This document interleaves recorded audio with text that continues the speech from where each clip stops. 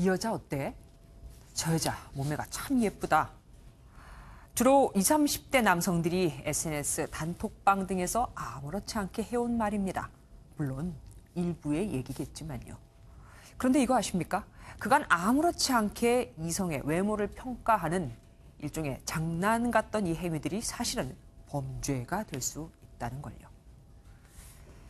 SNS 단체 대화방 등에 성행위 동영상을 올리는 건 물론 술에 취한 여자친구의 사진을 공유하거나 이에 대해 이렇다 저렇다 댓글을 쓰는 것, 그것만으로도 역시 성범죄 처벌법에 따라 5년 이하 징역 또는 3천만 원 이하의 벌금에 처해지거든요.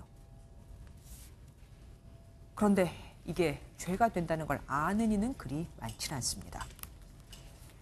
지난해 한 인터넷 커뮤니티에선 여성의 신체 일부를 부각한 사진을 올리고 평가하는 여친 인증 사건이 있었고, 지난 3월 모 대학에선 특정 여학생을 성적으로 모욕하는 단체 대화방이 발각됐는가 하면 또 다른 대학에선 특정 여학생의 사진을 공유하며 외모에 등급까지 매겨 청와대 청원까지 올라왔었죠. 성행위 동영상을 공유한 가수 정준영 씨 사건 역시 빼놓을 수 없습니다.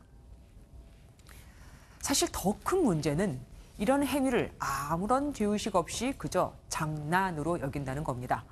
지극히 사적인 공간에서 친한 친구들과 별 뜻 없이 나눈 대화로 치부해버리는 건데 그 장난에 상대는 인생이 무너진다는 걸 의식도 하지 못하는 거죠.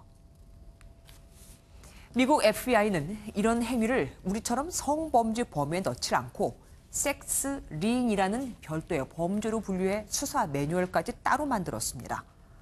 주로 10대 청소년에서 나타나는 일이니 어릴 때부터 그 잘못된 성의식을 고치겠다는 겁니다.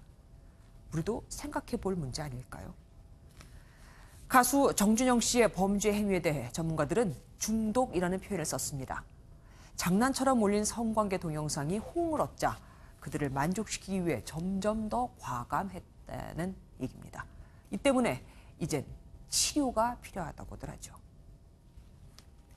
범죄이자 질병으로 발전할 수도 있는 이 말, 이 여자 어때?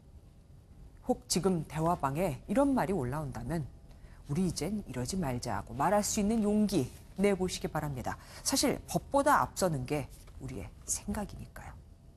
뉴스초점이었습니다.